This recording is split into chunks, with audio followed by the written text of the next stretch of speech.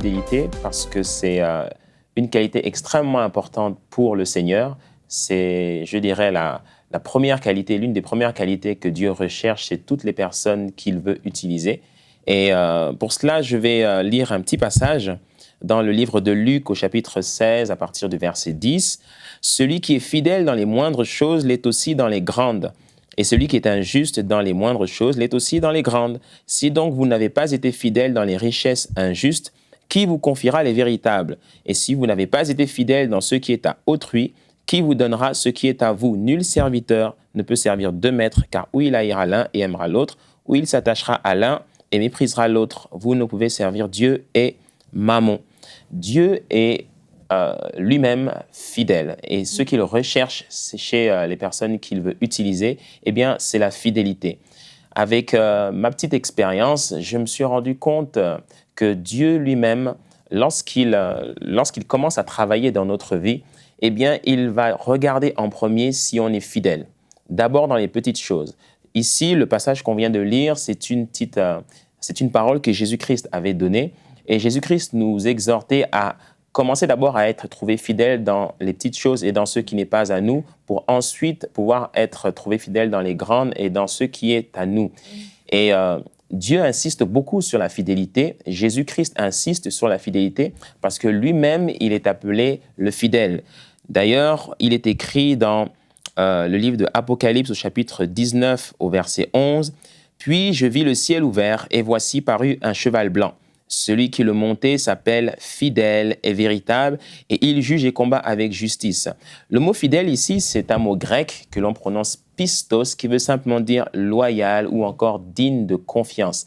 Jésus-Christ est présenté dans la Bible comme celui qui est loyal, digne de confiance et qui ne faillit jamais à sa fidélité.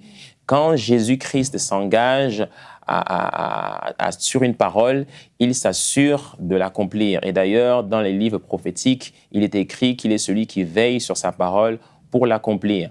Jésus-Christ est appelé fidèle.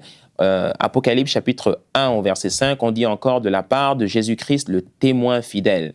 Dans le même livre, chapitre 3 au verset 14, voici ce que dit l'Amen, le témoin fidèle et véritable.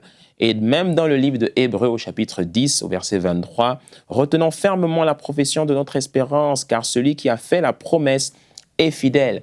Donc, Jésus lui-même est fidèle et on remarque même que les personnes qui ont été utilisées par Dieu, notamment toutes les personnes qui ont marché avec l'apôtre Paul, ont été remarquées et ont été inscrites dans la Bible à cause de leur fidélité.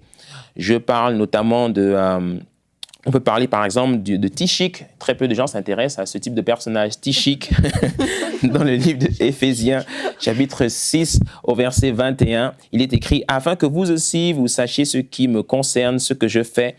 Tychik, le bien-aimé frère et fidèle ministre dans le Seigneur, vous informera de tout. » Tychik fait partie de ceux qui ont été appelés fidèles. On parle aussi de Timothée. Premier livre de Corinthiens, chapitre 4, verset 17. « Pour cela, je vous ai envoyé Timothée, qui est mon enfant bien-aimé et fidèle dans le Seigneur. » Il y a aussi un autre personnage qu'on ne regarde pas souvent, qui s'appelle Sylvain. Premier livre de Pierre, au chapitre 5, au verset 12. « C'est par Sylvain, qui est à mes yeux un frère fidèle. » Donc, la fidélité est très importante pour Dieu. On peut tout faire dans la vie, mais dans notre marche avec Christ, il est important que le Seigneur nous trouve fidèles.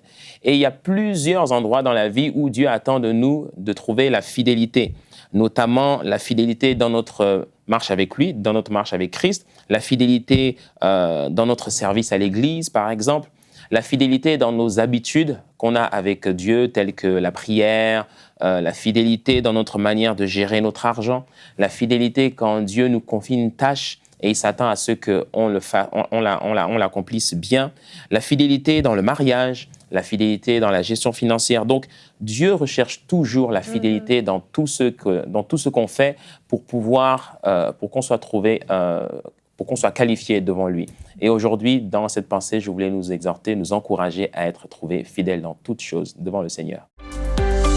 Retrouvez la suite de ce programme dans l'émission Bonjour chez vous sur ENCI TV.